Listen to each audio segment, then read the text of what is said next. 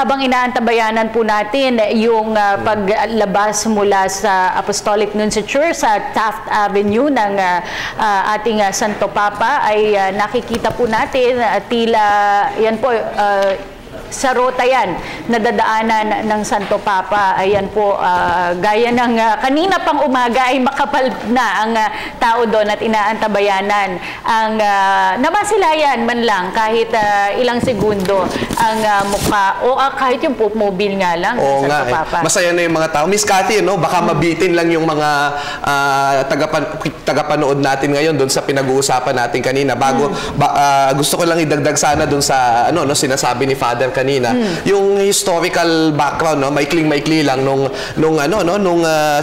bakit ganito si Pope Francis, yung Argentina. No? Oo, yung sa Argentina. Yung kasi, political turmoil and poverty and corruption na nasaksihan niya. Nabasa mo yan kasi yung research mo matindi din, at para kang sabi mo nga, para kang nag-board exam, pero isang hindi masyadong napapansin doon sa kanyang historical context, no? Si Pope Francis kasi una, Jesuita yan. At yung Jesuita ay yung kanilang ang motto, 'di ba, sa Ateneo, man for others, no? Kaya lagi siyang missionary, lagi siyang nag-reach out sa mga tao. Pero yun nga, may isang aklat, yung tinatawag na The Great Reformer, Francis and the Making of a Radical Pope ni Austin Iveray, na nagsasabi sa atin na yung si Pope Francis, dahil nung panahon na siya ay lumalaki sa Argentina at doon siya ay batang pari, ay panahon yun ng Peronismo, no, sa Argentina. Nagkaroon ng isang leader doon, presidente ng pangalan ay Juan Peron, no, tapos meron siyang magandang asawa na batang-bata, si Eva Peron, no, kasi ang nangyari diyan after the Peron administration, no, na sinatawag na dictatorship din, meron namang mas malalang dictatorship na nangyari na umapi sa Argentina, at yun yung military junta, no, yun yung doon sila naghihirap talaga. At ang naaalala ng mga tao, bagamat hindi Peronista we have to clarify that hindi Peronista si Pope Francis, si Jorge Mario Bergoglio, no, ay yung kanyang nakita niya kung paano sina Peron, no, ay binigay yung kanilang atensyon sa mga mahihirap, sa mga shirtless ones, sa mga deskamisados, sa mga workers, no. At si Eva Peron nga ay namatay, napabayaan yung kanyang kalusugan at the age of 33, no, dahil sa dahil sa kanyang tireless na minimit niya yung mga tao sa kanyang opisina kahit nakapila sila. So parang ang nakikita ko nga, may malaking similarity, no, bagamat hindi ko kinokompara yung holiness nila kasi sinasabi meron ding ilang mga pagkakamali si Evita Peron, pero si Eva Peron at si Pope Francis, sa kanilang atensyon na binibigay sa sa mga mahihirap, ay meron silang pagkakapareho. Nabanggit mo yung pagkakaroon ng military junta at yung maraming mga nag-suffer, no, ng persecution, injustice. May mga nawala, desaparecidos. Merong aklat na inilabas, La Lista de Bergoglio. Ito po nagsasabi na bagamat maraming hindi daw nakakaalam, ay maraming sinagip na nagsasuffer from political persecution, from injustice. Si Pope Francis, noong siya ay nasa Argentina pa, hindi pa po siya Santo Papa noon, ay sinagip niya ang mga ito sa pamamagitan ng pagpapataka sa kanila palabas ng Argentina, o di kaya itinago niya ang ilan sa mga ito sa seminaryo, doon niya pinatira. Okay, linawin natin yan, no, bago natin ibigay sa ating mga kasama, no, kasi merong mga accusation, again, chismis, galit na galit si Jorge Mario sa chismis, na si Pope Francis daw, nung siya daw ay head ng mga Jesuita, no, meron daw siyang itinuro sa mga otoridad, kaya daw nakulong yung dalawang Jesuita na naniniwala sa liberation theology, dahil ayaw ni Jorge Mario Bergoglio, Father Jorge, sa mga liberation theology, itong dalawang ito sumasama sila, ang nangyari, tinuro daw ni Pope Francis, kaya daw nakidnap. Kaya ngayon may nagsasabi na nagpakidnap daw si Pope Francis nung siya ay pari Jesuita. Kailangan liwanagin natin na, alam nyo ba, nagkaliwanagan din tong mga paring ito, at nalaman din ng mga pari na, alam nyo ba na si Father Jorge Mario Bergoglio ay pumupunta sa mga diktador para makiusap na palayain itong dalawang paring ito. So talagang yun nga, tulad nung sinabi mo, tama yung aklat, nagliligtas pala ng tao noon. Napakahirap kasi yung politika, treading the line doon sa dictatorship. Hindi pwedeng sobrang labanan mo dahil maraming mapapahamak. Yung kanina sinabi ni Father Manny, no, yung liberation theology para kay Pope Francis, kailangan talaga ng kalayaan. Kailangan Yes. ng kalayaan from Hunger. hunger, Yes. from poverty, ganyan. Pero hindi siya naniniwala sa pagkamit nito sa isang marahas na paraan. Tama. At nakita po natin kanina dun sa ating video, pag-monitor po natin mula sa Nunciature, ay tila may movement na po, no? Lumalabas na po yung mga Swiss guards, tila malapit na po ang pag-alis mula sa Nunciature patungong Mall of Asia Arena. Si Pope Francis, ayan po, may movement na. Kaya pansamantala po namin magpapaalam muna kami ni Professor Xiao Chua, Snow Badwa, and Veronica Baluyot Jimenez will be taking over from here. At maraming salamat po sa inyong pagtunghay sa aming segment ng special coverage na ito. Muli sa ngalan po ni Professor Xiao Chua, ako po si Cathy San Gabriel. Maraming salamat at magandang hapon po sa inyo lahat.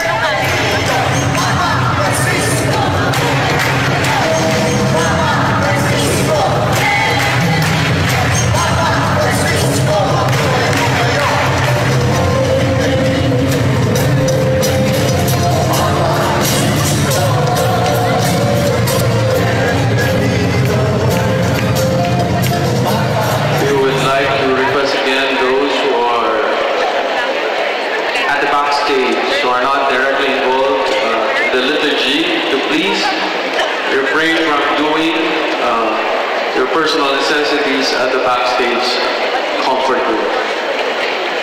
The security team is asking you to do so. Thank you very much.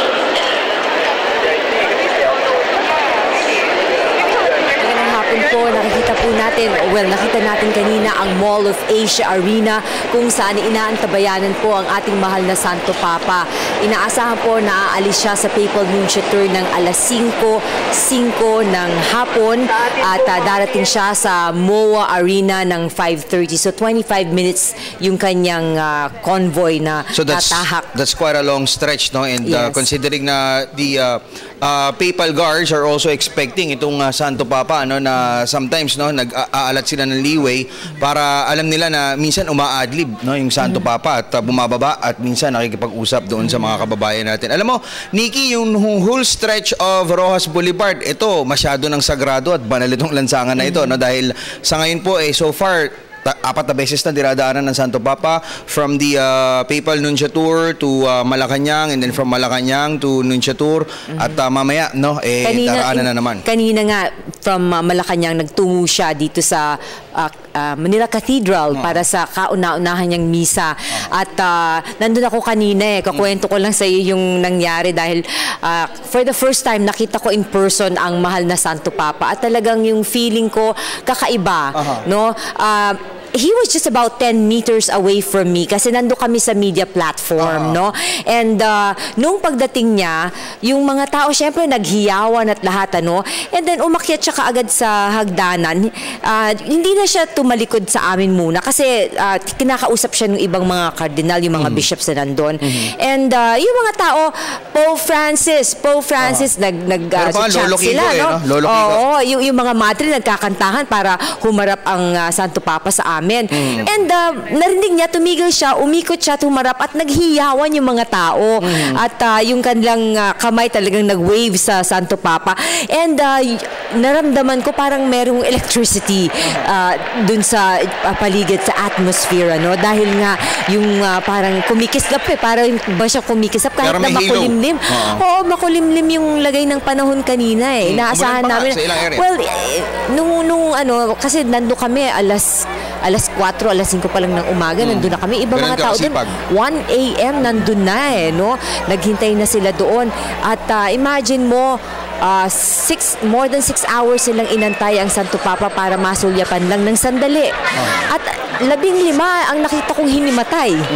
Pero ang galing naman itong Red Cross at nakuha agad nila, narescue agad nila itong mga hinimatay at dinala sa mga first aid stations. Okay, you're looking at the scenes inside po the Mall of Asia Arena kung saan sabi nga ni Miss Cathy San Gabriel kanina ay meron pong 17,000 po no, na families, no, mostly tig sa 10 po yan, ano, from different parishes dito po sa Pilipinas ang pinapasok sa loob. Pero sa labas po niyan, no, apart from the 17,000 inside ng Mall of Asia Arena, meron din hong 12,000 pa, no, ang nandoon sa labas na magiging bahagi po nung kanya pong meeting with the family mamaya. And right now, what you're seeing on your screens, yun pong scenario naman, dyan po sa labas, sa may main entrance ng Papal Nunciature, kung saan maya-maya po ay lalabas na itong Santo Papa. And we're expecting him, Nikki, ano, nasasakay dun po ulit sa kanyang bantog na Pope Mobile. At yun na raw po yung napagdesisyonan ng Santo Papa. And right now, there he is.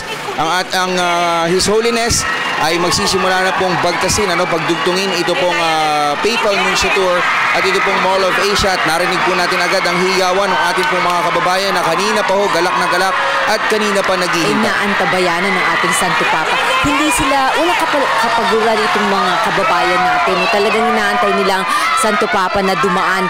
At kapag nakita mo na siya ng ganyan, talagang tuwang-tuwa ka, yung pagod at pawis at yung paglalakad mo. Ayan o, nagtatalunan. Nakikita mo sa mga mukha nila, tuwang-tuwa. Kahit na few seconds mo lang siya makita, it's really worth it. Kaya nga, kumbaga, being happy is an understatement para sa ating mga kababayan. At alam mo, Nikki, no, may ilan tayong mga napag-alaman, ano, kanina dyan sa may area ng Ross Boulevard, since 6 na beses daraan, ano, ang Santo Papa doon sa area na yon. Yung iba na dumating simula 5 a.m. kanina, hindi na ho sila halos umalis dun sa kanilang mga area. So talagang kanila pong inaabangan ulit yun pong pagdaan ng Santo Papa. At ayan, makikita ho ninyo ang ilan pang mga sites, no, dyan sa may palibot pa rin, ano, ng Taft Avenue, kung saan ay ang dami ho tayong mga handkerchief at mga flag waving Filipinos ang sumasalubong, ano, sa pagdaan po nitong Santo Papa. Slow pace yung kanila pong takbo ngayon. At kung tutuusin mo, no, itong mga taong nakaantabay dito, iba pa yan dun sa mga umantabay doon sa Manila Cathedral. Yung mga sa Manila Cathedral umuwi na, ito mga iba pang grupo ito. And may mga nakausap ako sa ilan sa mga yan, yung iba galing pang Batangas, Calamba, yung iba galing pa sa Kabisayaan, pumunta pa dito, yung iba from North Luzon, nagpunta dito. So, talagang pinaghandaan nila itong pagdating ng ating mahal na Santo Papa. Talagang gusto nilang makita at kung pwede lang nga makamayan at magkaroon ng picture with him. Oo nga. And after a tedious schedule, no, itinerary kanina pong umaga, kung saan from the Papal Nunciature, nagpunta siya ng Malacanang for about an hour, no, meeting with the President and some members of the Cabinet, ay bumiyahe po siya patungo ng Manila Cathedral para po pangunahan ng banal na misa, and then pabalik po dyan sa Papal Nunciature around 1 o'clock.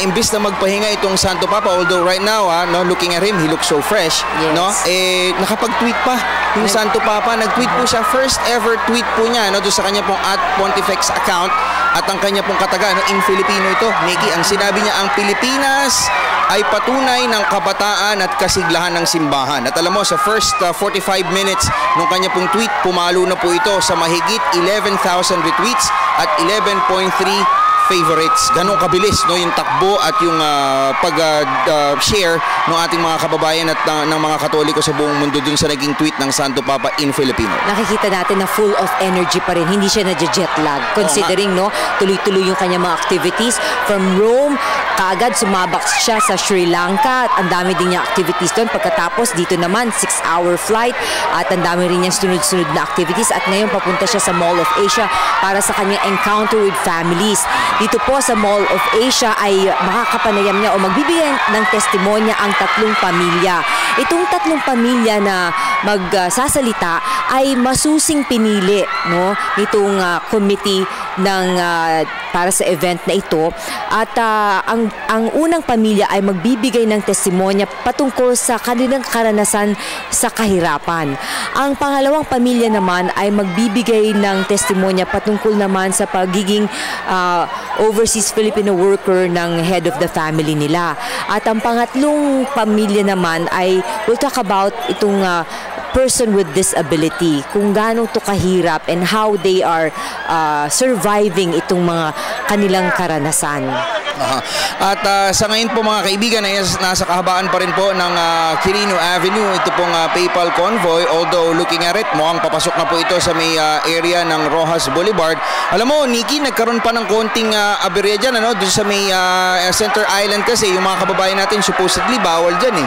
No, yung iba nagpilit na makalapit, ano? Dahil that's their only way, ano? Na makita talaga ng mas malapit itong Santo Papa aside from doon sa may curb, no? Yung doon sa may sidewalk, no? Ang nangyari po, ginawa na lamang ng mga otoridad natin, naglagay ho sila ng 3 layers ng kapulisan doon sa may Center Island at nang sa gayon ay makontrol po yung mga tao ron. Ito yun, nakikita nyo sa inyong mga television screens. Talagang nakakamanghano dahil may mga nakita ako na naka-wheelchair pa sila pero naghihintay pa rin. Tapos meron pa akong nakausap na nakapanayam siya. Meron siyang dwarfism. Maliit siya. Anong tawag pa? Oh, bansot siya. Very small siya. Pero nandun siya in the thickness of the crowd at hinihintay niya ang pagdating ng Santo Papa. So sabi ko sa kanya, paano mo makikita ang Santo Papa kung nandito ka? Sabi niya, hindi nga ako makasingit doon sa harap. Ang pinagdarasal ko na lamang parang tawagin ako doon sa platform para makita ko naman ng Santo Papa kung sana payagan ako makaakyat doon. Yun ang and a few minutes later nakita ko na doon na nga siya, merong magandang loob, inakyat siya doon sa taas ng platform para makita niya ang Santo Papa. Normally kasi hindi naman sa sinasabing may priority yung mga may sakit, no, o yung mas needy, pero sila yung mas nabibigyan ng pagkakataon. Nasa Rojas Boulevard na po ito pong PayPal convoy. Alam mo ba, Nikki, yung flyover nitong Rojas Boulevard inakyat na rin yan, dagsa na rin po ang mga tao dun sa may area na yun, although nasa may CCP area pa tayo. At alam mo, isa pang nakakatawa, dahil talagang yung Pilipinas is in jubilation sa pagdating ng Santo Papa, yung fountain ng CCP area dun sa may front lawn nila, normally hindi nakabukas yun pero dahil nga sa mayroon tayong major activity ngayon, mayroon tayong napaka-special na bisita, yun po ngayon ay bumubuga ng tubig ngayon to symbolize yun nga pong importance ng ating pong pagtanggap. Pope dito sa Pilipinas, At mamaya po dito sa Mall of Asia Arena, hindi magkakaroon ng misa kasi nagmisa ng mahal na Santo Papa kanina umaga, pero ang gaganapin dyan ay isang liturgy of the word. Ito yung pagbabasa ng Holy Gospel. Pagkatapos magbigay ng testimonya itong 3 pamilya, gagawin na yung liturgy of the word. At ang tema, the Holy Family's Journey, the pilgrimage of every family. Natatandaan mo yung si Mama Mary at saka si Saint Joseph nung tumakas sila dahil nga parang gustong patayin yung lahat ng mga bata. Kaya kahit nung panahon ni Moses. Yun yung tema niya ngayon.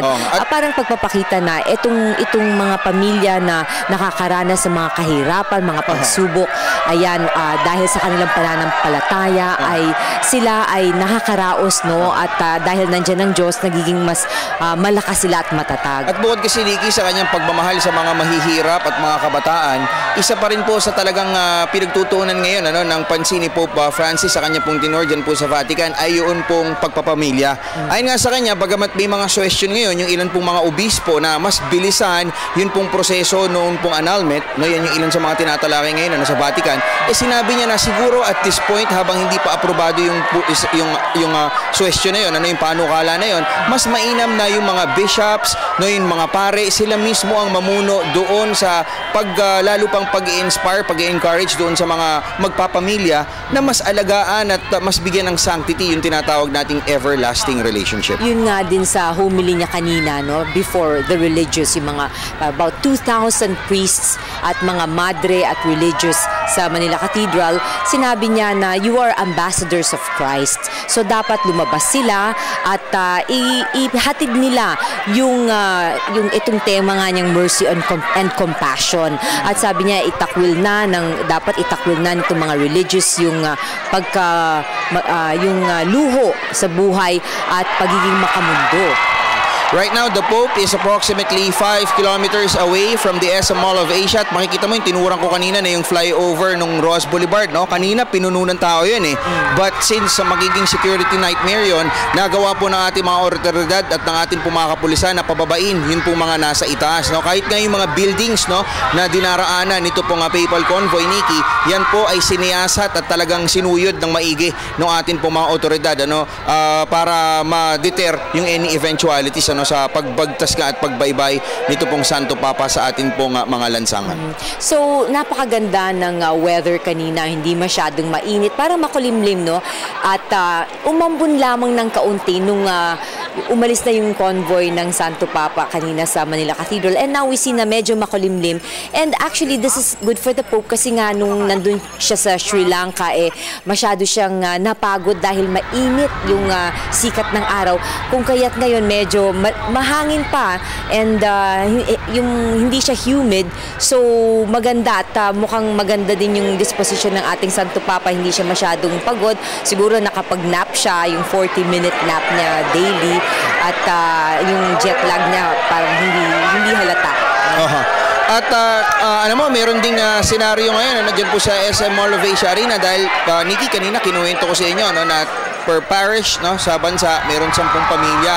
Kaso ang nangyari, naging mahigpit po yung mga organizers at yun pong mga opisyales nitong aktibidad natin dyan sa MOA. Hindi na ho pinapasok yung ilang mga na-late. No? After the 3:30 PM deadline, yun pong mga may ticket, yun pong may mga dalang IDs, no? Yun pong acknowledge na pumasok sa loob, ay hindi na ho sila pinahintulutan pa dahil nga po sa naghigpit po sila na hanggang 3:30 lamang bukas po yung gates ng MOA. Samantala, yun pong parking areas naman dyan na atin, yung area ng Macapagal Boulevard as well as yung Asiana area dito sa may DFA, yun na yung sinasakop ngayon nung pong mga bisita nito pong Santo Papa dahil papalo talaga, Nikki, ito sa mahigit 30,000 katao ang makikibahagi dyan po sa ating meeting with the family. Nilinaw ng SM Mall of Asia na lahat ng tickets po dito ay libre at inisyu ng CBCP.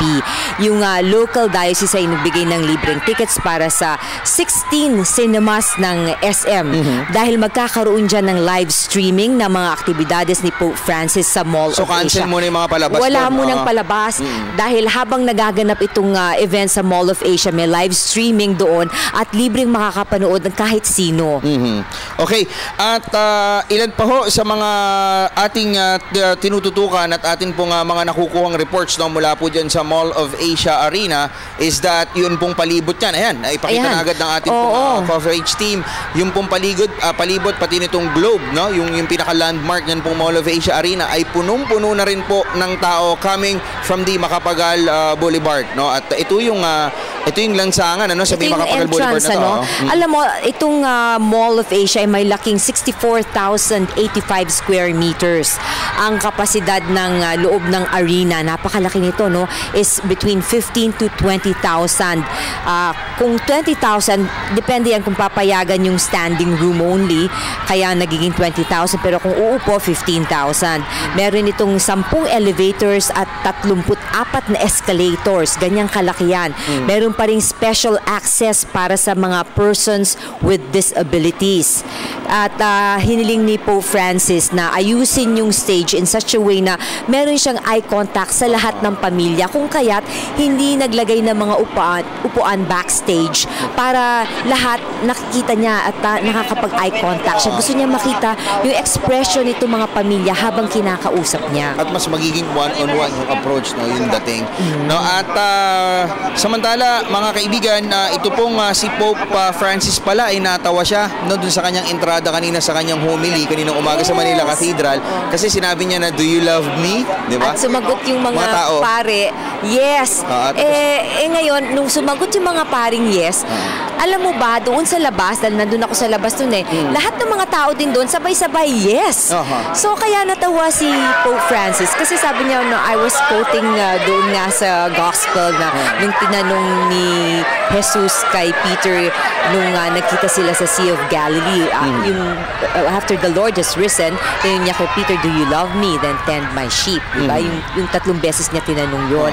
Kaya natawa siya. And spontaneous yung reaction ng mga tao nung sinabi nilang yes. Sabay-sabay talaga lahat. Tsaka obviously, with how the Filipinos are welcoming yung ating pong special guest, I'm sure ramdam na ramdam niya na talagang hindi lamang siya mahal. Talagang siya po ay nire-revere ng todo ng mga Pilipino. At alam mo, yung tanong niya na yun na, "Do you love me?" yung tinatawa niya nung homily, hanggang pagdating daw niya sa Papal Nunciature, after nung kanyang stint dun sa Manila Cathedral, yun pa rin daw yung kanyang tinatalakay dun sa kanyang mga kasama, yung mga Vatican officials. At alam niyo po ba na ito palang si Pope Francis ay may ilang buwan na rin po na nag-aaral ng mga basic Tagalog phrases, no? Gaya nga nung binanggit mo kahapon, Nikki.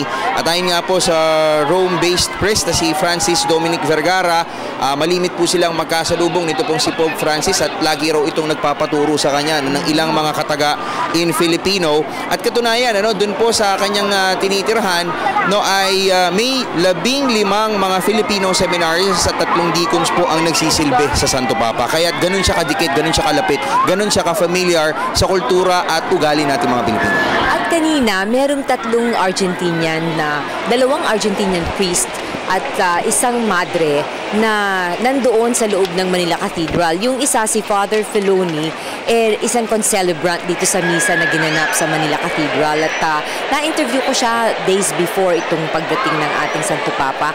At sinabi niya na kapag nakita daw niya ang Santo Papa, dahil nga nung seminarista pa lamang siya, ay nakikita niya ito dun sa seminaryo.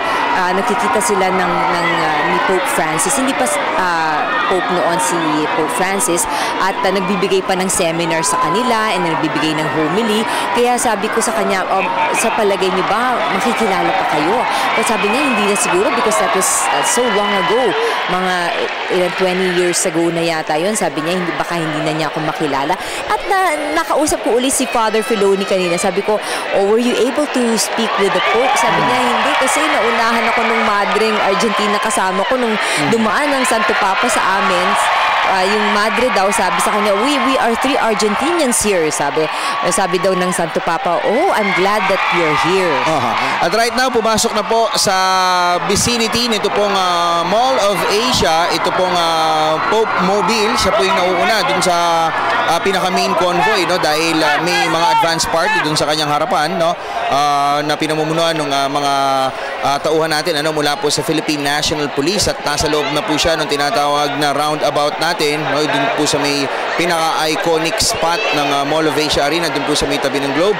And he is just about 100 meters from the Mall of Asia Arena, kung saan magaganap po ang kanyang 3rd and final activity ngayong araw. At ito nga po yung kanyang meeting with the families, chosen families po yan from different parishes dito po sa ating bansa. At inaasahan magtatagal ang kanyang pananatili dito sa Mall of Asia Arena ng hanggang alas 7 ng gabi.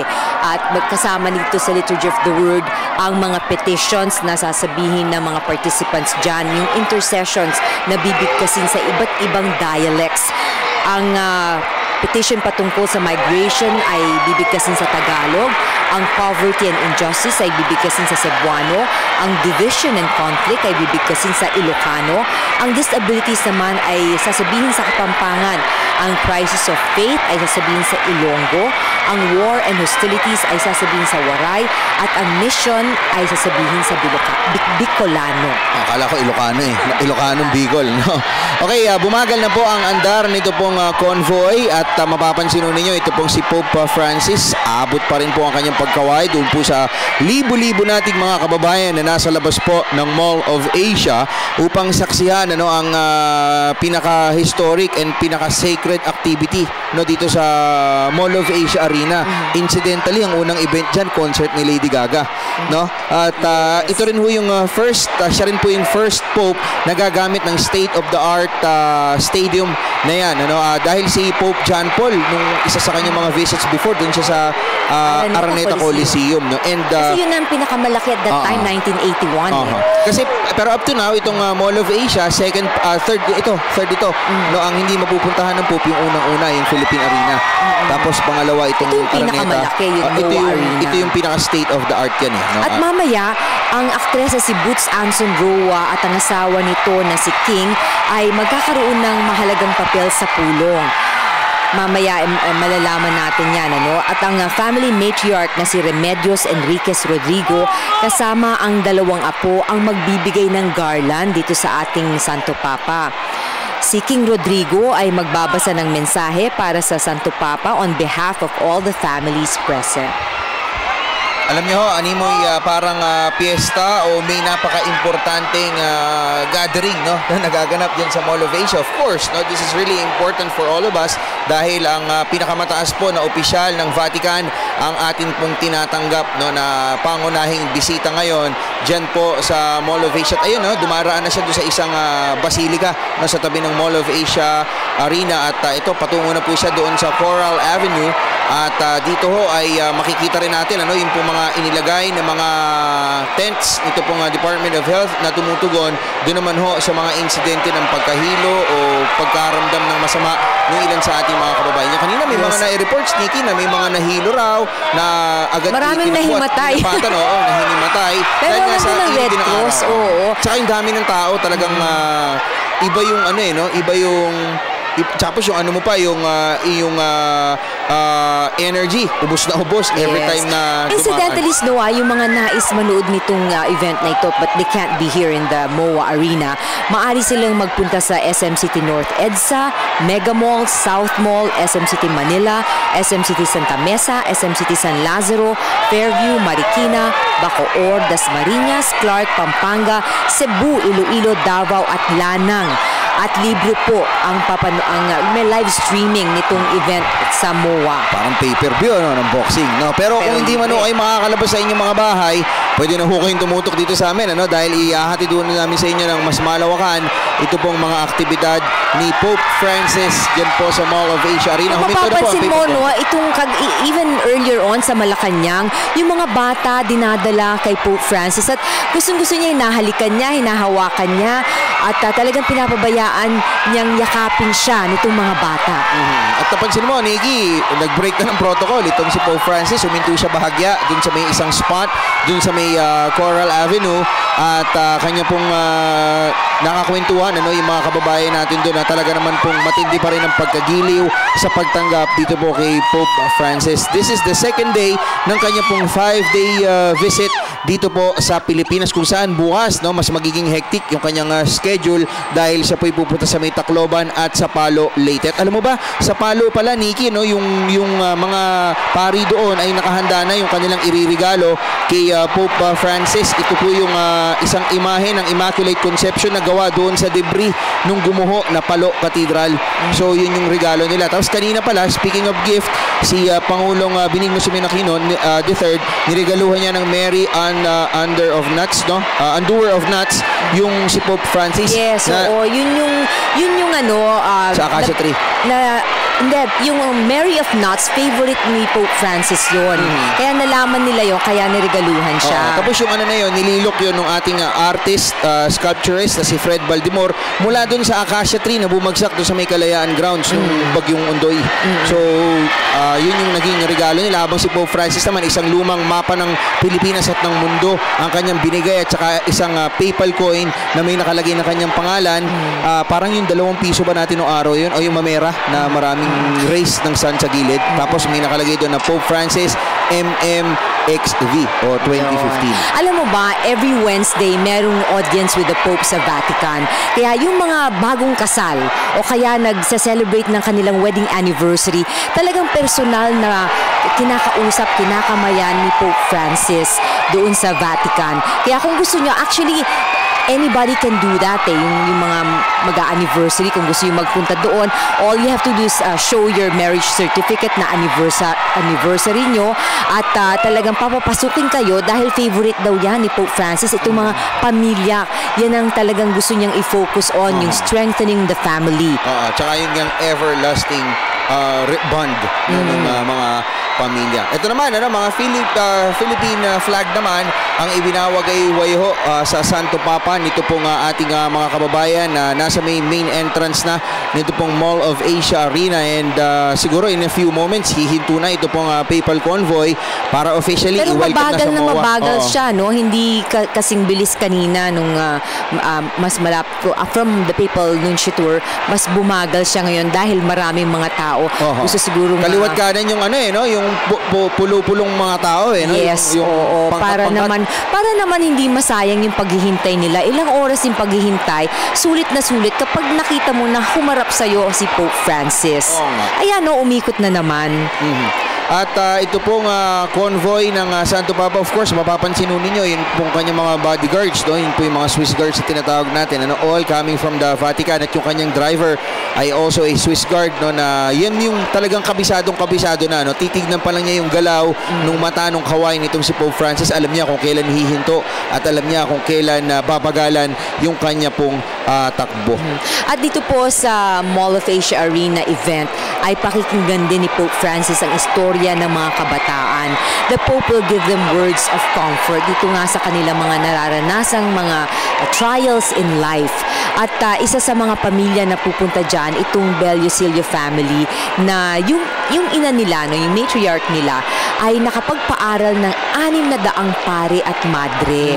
Kaya naman yung kanilang pamilya parang napili to be one of those na mag-attend dyan sa Mall of Asia Encounter with Families. At kanina, hindi pala natin gaano napansin, ano? May sanggol na inabot kay Pope Francis nung tumigil siya. Yes. Oo, at yan ho ay kanyang hinalikan. Alam mo, iniikot pa niya yung Mall of Asia grounds, no? At talagang pinagbigyan po niya yung mga tao na nasa may mga vantage points na supposedly hindi daraanan, ano, nung kanya pong convoy. Sa ngayon, nandun na siya sa pinaka front entrance, no? Yung pag ginaganap yung mga PBA, dito pumapasok yung mga players, no, sa may area na to. So, mas malamang dito sa may tunnel, no, papasok. Ayun nga ho, ano, kumana na ito pong Pope Mobile kung saan yan po ay maglilid sa kanya patungo po doon sa pinaka stadium nito pong Mall of Asia Arena. And as you can see, Sea of Humanity, mostly in blue and white, ang nasa labas at mag-aabang. At ayun yung mga LED screens, no, na ipinosisyon Pasok na sa loob ng parking doon po area. sa labas. At ito na, si Pope Francis nasa loob na. Ito yung tinatawag sa MOA na tunnel, no, dito yung mga parking space ng mga stars na nagpe-perform dyan po sa Mall of Asia Arena. Tapos pagbaba niya dyan, konting lakad lang, Nikki, yun na yung pinaka-stadium, no, yun na yung pinaka paggaganapan ng event natin. And as you can see, Halos si Cardinal 30 minutes siya na nakatayo, no? Hindi siya umupo kahit minsan. At talagang kumaway siya left and right. Nakakapagod din yun, ano? And for a 78-year-old, napakahirap gawin nun. So talagang nag-e-effort din si Pope para isuklian, no, yung pagka galak sa kanya ng mga Pilipino. At nakikita mo, lagi siyang nakasmile. Yan ang gusto ng mga tao sa kanya. He's always smiling. Kahit na siguro pagod siya, talagang pinipilit niya na mag-smile dahil yung nasusuklian naman ito ng yung mas maraming taong napapamahal sa kanya. Kumbaga, no? Andirito na siya yung nag-volunteer na ngayon siya dumalaw dito sa Pilipinas instead of 2016, ay bakit hindi pa nga naman niya susulitin, ano, yung mga publiko. So, kasama pa rin po ni Pope Francis, si Cardinal Tagle, no, sa may kanya pong kanang bahagi, at yung ilan pang mga obispo ng simbahang Katolika ay bahagi rin ho doon sa entourage na kasama ni Pope Francis. Papasok po dito Ayan, sa may Mall nalilinin of natin Asia yung Arena. mga tao, naghihiyawan na sila, no? Because they can see it dito sa widescreen na nakapaligid dito sa Mall of Asia Arena. At yung mga tao, kanina pa nga sila, maaga pa sila dyan. But nagtyaga sila dahil alam nila, ayan na nga, darating na ang Santo Papa. At naghihiyawan na sila. We can hear them and their excitement. Yung parang yung atmosphere dyan is full of joy, parang fiesta. And we're looking at Cardinal Tagle, no, giving some more briefer dito kay Pope Francis patungkol sa mga magaganap, no, dito po sa kanyang meeting with the families, no, at mas malamang ilan sa mga tinatalakay dyan ni Cardinal Tagle kung paano pinili yung mga bawat pamilya na nandiyan dyan at yung mga makakausap at makakadaupang palad itong si Pope Francis. Mukhang hindi pa dumiretso sa stadium, ano, itong si Pope Francis, Nikki. Mukhang pumunta pa siya dun muna sa may dressing room area ng Mall of Asia Arena kasi kumanan siya, no? Dapat dumiretso siya kanina doon. At kinakamayan niya lahat ng nasa hallway. No? So, parang napakaswerte nitong mga nag-abang sa Santo Papa dyan sa hallway. Isa-isa silang kinamayan ng ating Pope Francis. At punong-puno po ang Mall of Asia Arena. Siguro in the history of that said stadium, ito yung pinakamaraming tao, no, na pumasok dyan dahil not even the PBA. Pa sa PBA at dahil yung NBA na, di ba, bumisita dito. Mas matindi pa. Kasi yung NBA kasi hindi mo sakop yung babae dahil iiwanan mo yung court na yun eh, di ba? Pero this time, may mga upuan tayo dun for the VIPs and dun basically sa mga pamilya na makakausap mamaya at makakapag-share ng kanila pong buhay at mga inspiring stories dito po sa Santo Papa. Yung bawat diocese kasi, binigyan sila ng 100 tickets to para pinapili sila, sabi ng mga bishops dito sa mga kaparian, magdala kayo dyan mamili kayo ng 100 people na yung mga malalayo sa simbahan na, kasi ang gusto ng Santo Papa to spread the word of God. So kahit na hindi ka masyadong religious, yun nga gusto niya para mahikayat kayo na magbalik loob sa simbahan, sa Panginoong Diyos. Nikki, yung first group pala ng pamilya na sumalubong kanina kay Pope Francis, yun yung mga angkan ni SM owner Henry C. No, yun yung mga humalik sa kanya kanina sa kanyang kamay kanina. At ito na, no, papasok na sa pinaka-entrance. Iniikot nitong si Pope Francis yung holding area, no, sa may loob nitong MOA. At siya po ay nakikipagpulong pa rin kay Cardinal Tagle at sa ilang mga opisyales ng Vatican. Binibrief siya siguro kung ano yung mga mangyayari. Binibrief siya yung baka may nagkaroon ng konting pagbabago. So, pero ito mga Santo Papa, abalang-abala sa pakipagkamay. At gusto niya makita lahat ng tao dyan. Tignan mo, talagang very warm siya. Alam mo, napakasiswerte nito mga PSG at saka mga security na nandiyan sa mga dahil they're able to kiss itong sing-sing ng Santo Papa. Kasama pa pala si DJ ng RTBM. Nakahalik siya doon sa sing-sing. Ang swerte naman ni DJ. Pati si Marco Bombase, cameraman ng RTBM, kasama sa saka yung isang PSG kanina na babae. Yung sing-sing po kasi na suot ni Pope Francis na yan, marami ang nagsasabi na yan daw ay minana pa mula kay St. Peter. Yes. Isa sa mga apostle ni Jesus Christ. At ito, may isa siyang ilapitang batang may sakit na umiiyak yung kanya pong ina at umaasa po ng milagro mula po sa paghawak at panalangin dito po si Pope Francis. Dadasal lang probably for healing for the baby. At napakaswerte naman din itong batang to at nahawakan siya ng mahal na Santo Papa at na-bless yung baby at saka yung ina. At saka maganda doon, Nikki, yung nakikita mo yung anak mo may sakit na ganun, tapos biglang bubulungan ka ng Santo Papa, he'll give you some guidance kung anong gagawin mo. Yun palang isang inspirasyon na yun para mas tumapang kayo na ipaglaban yung huwag ibitaw yung may sakit at may karamdaman na nakita natin yung mga nagsasayaw, may dala sila mga ano ba itong tawag dito? Kurbating. Mga naka-Filipiniana. Very colorful, naka-Filipiniana at sumasayaw para sa lubungan ng ating Santo Papa. And as usual, kabilang sila sa pagsasayaw mamaya. Mga cellphone na nagwawagaywayan upang i-capture ang precious moments kung saan ito pong Santo Papa. Ito, tiga mo yung isang mama doon sa gitna, Nikki, 6 na malalaking rosaryo pa. Yung kanya pong bitbit. Yung iba, ang daming rosaryo na malamang ibenta pa nila mamaya yan o ipamigay sa kanila pong mga kababayan. At ayun, isang imahe po ni Mama Mary ang binindisyonan, hinawakan sa korona ni Pope Francis. Ayun, napakaraming daming rosaryo. Yan ang style. Kailangan kapag mag-aabang ka sa kalsada sa motorcade, dali mo na lahat ng rosaryo mo, tapos pa-bless mo na. Meron ako ribulto sa bahay, ang laki-laki, dadaling ko sana eh. Huwag na iharap mo na lang sa TV mo. Pero alam mo, yung sabi nga nila, kapag nagpa-final blessing ang Santo Papa sa kanyang mga misa, itaas mo yung rosaryo, yung mga medallions mo, yung mga religious objects mo, at kasama na yan sa mababless. At syempre, hindi lamang hihiintay kayo ng bless dahil sabi nga ng Diyos, nasa Diyos ang awa, pero nasa atin pa rin po ang gawa. Mapilit nga po sinasabi ni Pope Francis na look at me not as a revered person, not as a warrior of the church, but look at me as a disciple of Christ and live the word of the gospel. Yung ilan sa mga tinura niya na kahit paano para mabago at maituwid at maibalik sa tamang direksyon ng ating pong buhay. So inuulit po namin, yan pong pagdating dito ng Santo Papa. Ayun, may isa pa siyang pilay o mukhang may sakit na kanyang binindisyon na hinawakan sa noo. Ito yung lupon siguro ng mga may karamdaman. Doon sila, kasi gusto ng Santo Papa, makita niya yung lahat ng mga may kapansanan nasa harap. Parang kanina doon sa simbahan sa Manila Cathedral, bumaba siya at pinuntahan niya yung mga madre na naka-wheelchair, yung mga may kapansanan o yung mga may sakit at talagang isa-isa niya hinawakan. At makikita mo yung paglapit ng Santo Papa, hindi parang artista na showmanship no? Talaga makikita mo yung kanyang emotion, yung sincerity, makikita mo yung kanyang diretsong pakikitungo doon ho sa mga tao, may sakit man ho o simpleng humihingi lamang ho ng bendisyon at mano at halik sa kanyang mga kamay. No, mapapansin mo na talagang totoo yung kanyang lapit at nakikita mo yung mission niya no, na palibagin at may isa pa isang may sakit na hinalikan sa noo. Batang may sakit yung kanya pong hinalikan doon sa noo na naway magsilbing inspirasyon no, para doon sa mga may sakit na yan na mas lalo pang labanan, mas lalo pang ipagpasakit. Yung nag-cross stitch, no?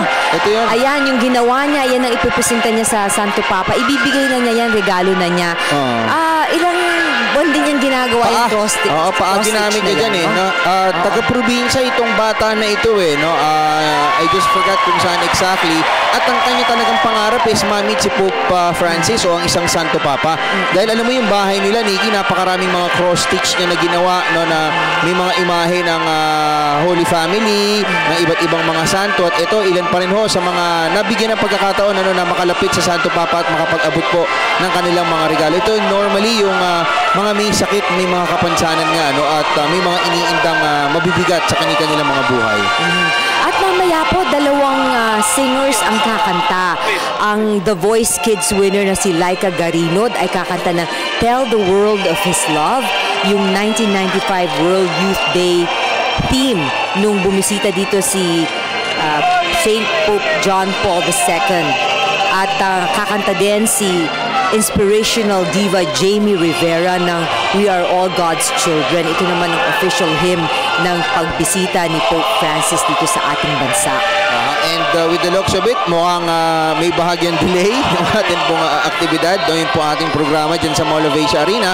Pero we understand that dahil mas importante po ito pong ginagawa ni Pope Francis ngayon dahil as the title says, meeting with the families ito and with the needy and compassion for the poor, yung kanya pong mission ngayon dito po sa Mall of Asia. Disabilities. Ayan, nakikita mo yung mga bata, hinahalikan niya. Mahal na mahal niya talaga yung mga bata. At itong mga may kapansanan at mga mahihirap, yun ang talagang binibigyan niya o pinagtutuunan niya ng special na pansin. Nikki, isa yung napapansin ko no, doon sa mga nagkakaroon ng tsansa na lumapit, makakausap, mahawakan si Pope Francis, naiiyak sila Yes. Ano ba yung, kasi kanina, kinukwento mo nga, nakita mo siya ng malapitan. Ano yung nararamdaman? Why meron kang urge na umiyak, alam mo, maglabas ng tears of joy? Hindi ko maintindihan kung bakit ganun na, bilis, saglit ko lang siya nakita kasi saglit lang siya humarap sa amin At nung nakita ko siya, parang naiiyak ako. Yung bang parang may tumama sa akin because I realized this is the Vicar of Christ here on earth. So sugo siya ng Panginoon and the Holy Spirit is with him. So ibig sabihin nun, kung nadaanan ka lang niya, that's a huge thing, hindi ba? So how will this change your life and perhaps your approach dun sa iyong buhay, Nikki? Paano mo ito may translate into something na magpapaganda pa sa iyong syempre filosofiya sa buhay? Syempre yung kanyang tema, mercy and compassion. Gusto kong isabuhay yon sa lahat ng aking mga gawain. I should have mercy and compassion. Dapat parang mas maging kind ako to not only, even to myself, be kind to myself, not be too harsh to myself, and especially to other people, at especially to the poor. No? Make extra effort. Siguro, do a lot of good deeds now dahil narito nga ang ating mahal na Santo Papa. Sabi niya, itakwil natin itong kamunduhan, itong materialism. Huwag tayong masyadong mag-focus dito sa worldliness.